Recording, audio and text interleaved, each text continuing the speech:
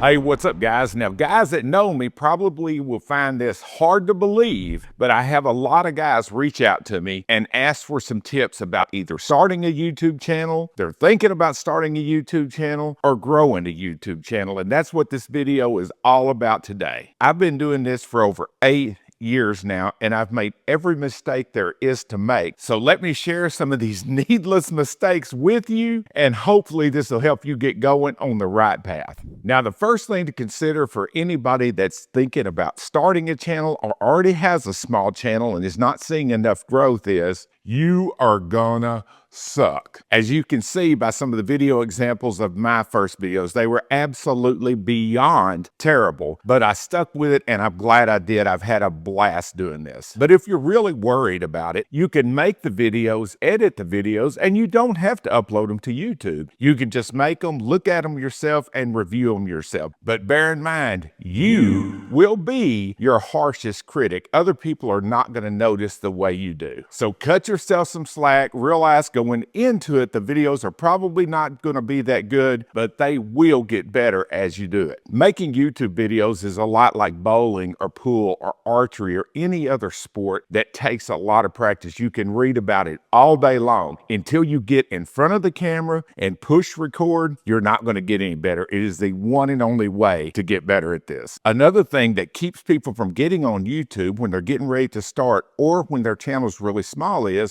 they're worried about what somebody else thinks. Screw what they think. Why? Because fuck them, that's why. This is something that is a hell of a lot of fun. It's a great hobby. As a matter of fact, for me personally, except for a couple of close friends at work, I'd been doing this almost 2 years before anybody I worked with knew I was on YouTube, and I worked at a factory with 2,000 employees. When you first start, it's hard to get any traction, and that lets you get better. So when people do locate you or somebody will run up on you, it's like, man, I know you from YouTube. By that time, you already have this shit figured out. Something else that stops people from doing it is the gear. If you're watching me on a tablet or a phone, unless you've got a jitterbug, you're set. You've already got everything you need to start on YouTube. Some of the biggest YouTubers out there, they started with nothing but a phone and not a clue how to edit or anything else. They just pushed record, stood in front of it, saw what it felt like, saw what the experience was like, and they just kept going from there. Except for people with a lot of video background, everybody starts with a smartphone. It's just the way YouTube rolls. Everybody starts the same way. Now, something every new YouTuber goes through is nobody's watching. That's not necessarily a bad thing because when you start, your video's not out there in front of 50,000 people seeing it. Your video's in front of just a very few people. People that look into your videos will realize you just started. And if you are starting, I would film and get 5 videos on YouTube before I release the video. And this is the reason why. If I was starting a channel and I put a video out and I was hoping people would subscribe, if they go to my homepage and realize I'll only have one video, they've already seen everything I've got. I've already shot my wad.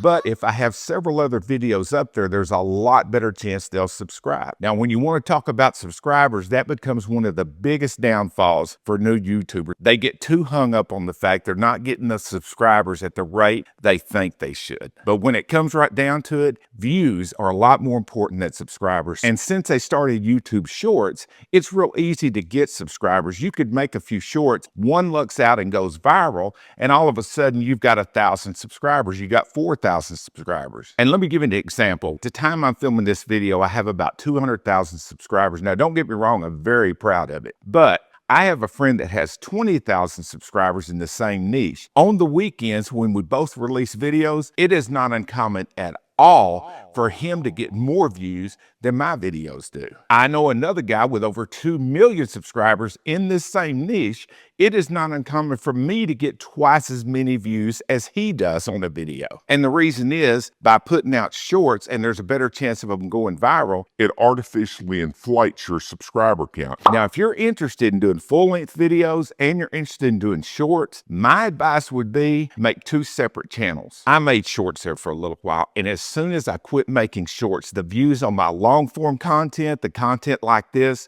started skyrocketing. The reason is people were tuning in to see my shorts. They weren't tuning in to see the long form content. So when the algorithm recommended my channel to them, people that were only watching my shorts weren't clicking on the videos. So that basically told the algorithm, okay, this guy was a flash in the pan. Nobody wants to hear from him again. So they quit promoting my channel, or at least they weren't promoting it as heavily. I stick to long form content. Every once in a while, I'll make a short form content if it's something really sensitive for one of the vendors that I have a real close relationship with. But generally, after a while, I'll take it right back down. Getting hung up on analytics. This is another that's a real trap for new YouTubers. It can be a trap for guys that have been doing it for years. The best way I can explain it is like this. I'm fat.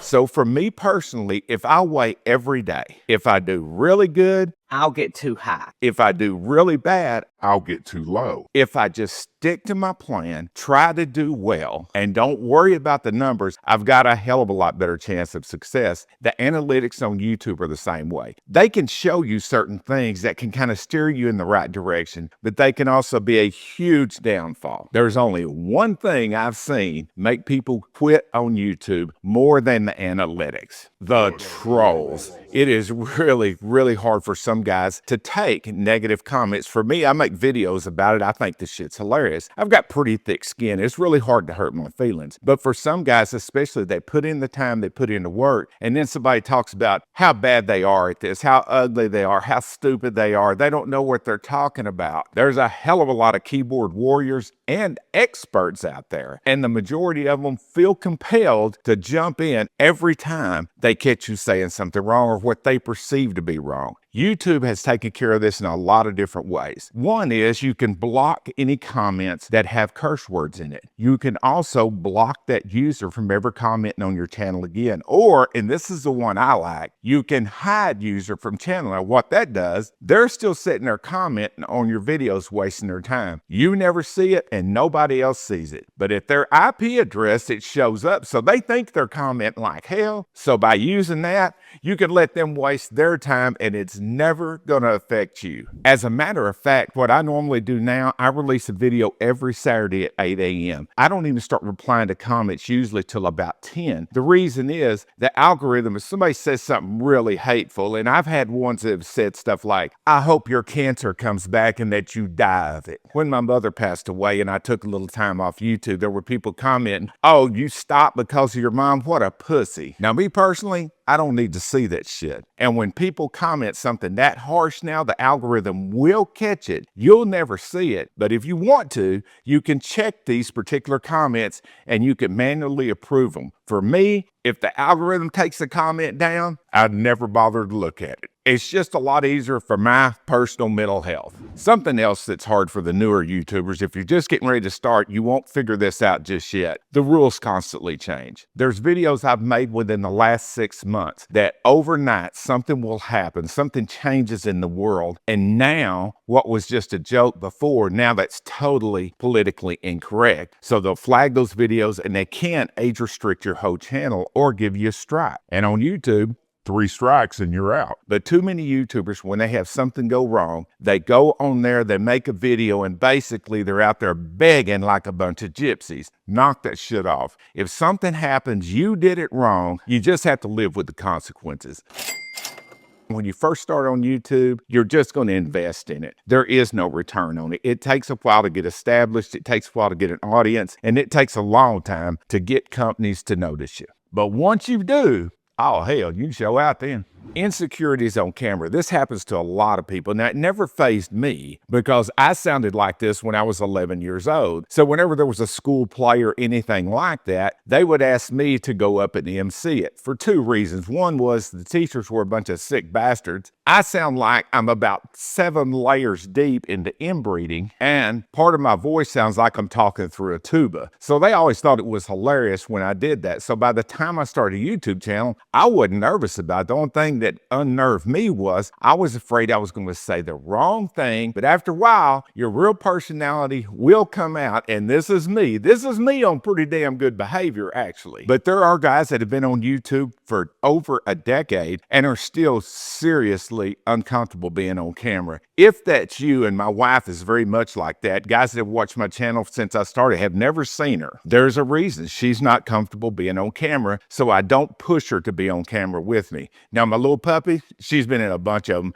but she's got so old now, she's hard to hold without hurting her. So I just kind of let her be and let her rest. But if you know going into it that you're not comfortable on camera, there's a hell of a lot of successful channels where basically you never even see who's behind the camera. You hear them, but you never see them. If you've ever seen the videos where these guys take these rusty old antiques and bring them back to new, you would never know that guy if he walked in your front door. These guys are not comfortable being on camera, but their videos don't need them to be on camera. So they just film the things, show the process, and a lot of them are gigantic YouTubers. Now, when you start making your videos, trust me, being finished with the video is better than the video being perfect. It'll never be perfect, but you can get all the information that you need to in it and upload it on video. You're not making an IMAX movie. You're making a video. Most people are watching it on their phone. Finished is better than perfect every single time. One of the other best tips of advice I could give somebody that's either started on YouTube or getting ready to is watch a bunch of different videos in different niches. See what on some people's videos annoy the shit out of you. Watch some other videos. Notice what you really like. Try to take the elements of what you like and put it in your videos, and what you dislike and try to remove them. If you've watched my videos for a long period of time, you've met my big ass. I'm the exact same dude on video as I am off the video.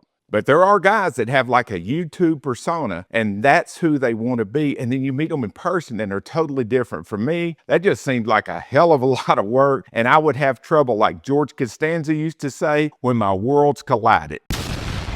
If you're interested in making long-form YouTube videos or YouTube shorts, pick the one that most interests you and focus on that. You could always branch out later, but try to master one thing at a time. You'll never figure it all the way out. It's impossible to figure everything about it out, but at least your focus won't wander. Speaking of figuring it out, for me, that's been part of the challenge, but it's also been part of the fun. As I said, I'm not worried about being in front of the camera. Learning how to film, learning how to edit, learning how to make thumbnails, learning how to do all the other things that come with making a YouTube channel. This shit didn't come natural for me. So for me, it's a lot of fun to learn something new. And believe me, I'm a long way from making really, really good content, but I'm just trying to get better every single video. Sometimes I swing and miss, sometimes I hit it out of the park, but I am constantly trying to make better quality for the people that watch the channel. Another huge downfall for guys that when they're early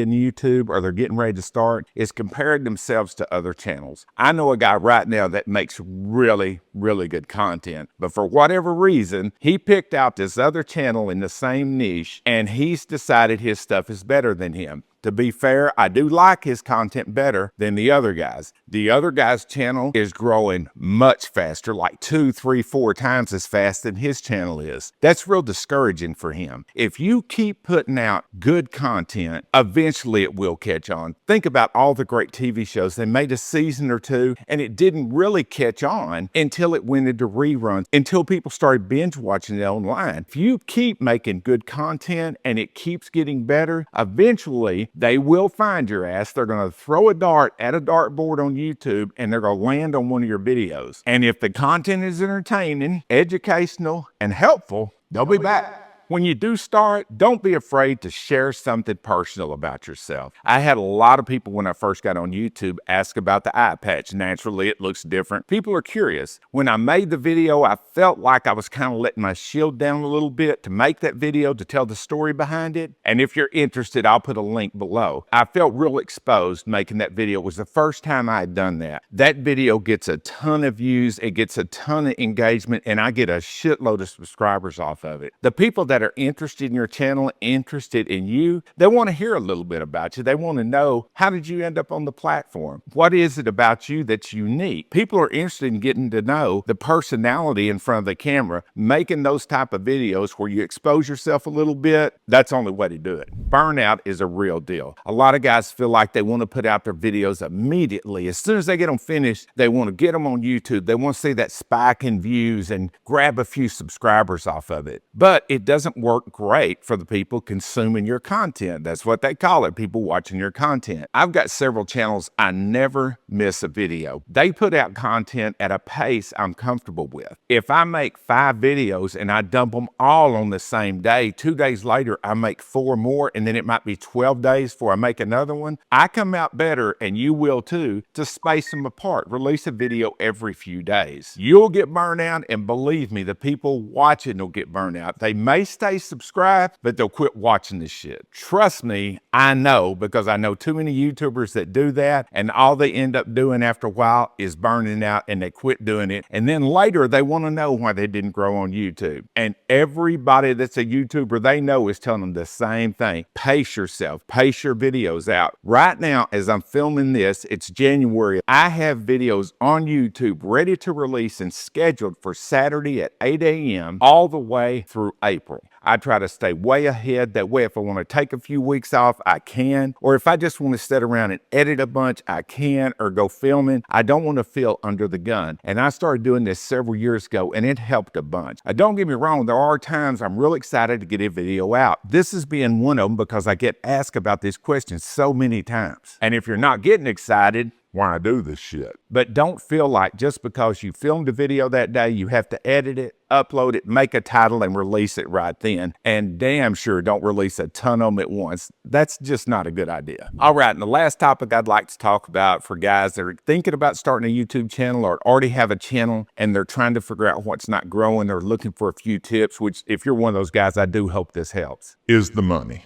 There is money on YouTube, but the money on YouTube is in the affiliate links. That's the reason people are always use my affiliate links. Make sure and go to my store and do this. Now, don't get me wrong. My channel's monetized again now. Thank God. I have no idea when they'll demonetize it. With some of the shit I say, it could be any time. And it's great. And for guys that gets millions of views on every one of their videos, sure, the YouTube money is more than enough. But most of us aren't like that. You either need to get paid up front after a certain point, or you need to have some money on the back end. Now, me personally, I've never charged a dime for my videos up front. Now, I know there's guys that are going to see this and thinking you're a fool. You got over 200,000 subscribers. Why would you not charge? And for me, that's real easy. I have 4 different affiliates. I'm trying not to shove them down everybody's throats. And I also have a lot of companies that'll send me products to review. And the only type of payment I get is the product itself. I get to keep it and do the video how I want to. And it works out great, because I want to show a huge selection of optics from guys to check on. Now, part of my videos that I normally do my rifle scope reviews are a little repetitive, but that is there for a reason, because I want guys to be able to look versus this scope and look and see what it actually looks like at different magnifications on the same target at the same distance. I'm trying to make what I'm doing entertaining, but also use it as a buying guide. There's no car lot you can go to and see every car. There's no store you can go to and see every optic. The closest you can come to that is look at it virtually online. And for me, I'm an idiot. And I got damn lucky on YouTube. I make enough money on here now to pay for the cameras that I use, the lenses, the lights you can't see just off camera, the iPads I edit on, and a lot of other stuff. And while we're talking about editing, don't get hung up on having to buy super expensive editing software. There's a ton of free ones. You don't need to sock a lot of money in this to start with. You can go to Walmart and get a tripod that'll hold your phone for about $19.99. Film in front of a window, or just go outside and do your damn thing. As I said before, it's a hell of a lot of fun. I think if you try this, you'll enjoy it. I don't know anybody that's done this that did it for a while and thought that sucked. Now, they may have got discouraged with the results, but the process itself, it's a hell of a lot of fun.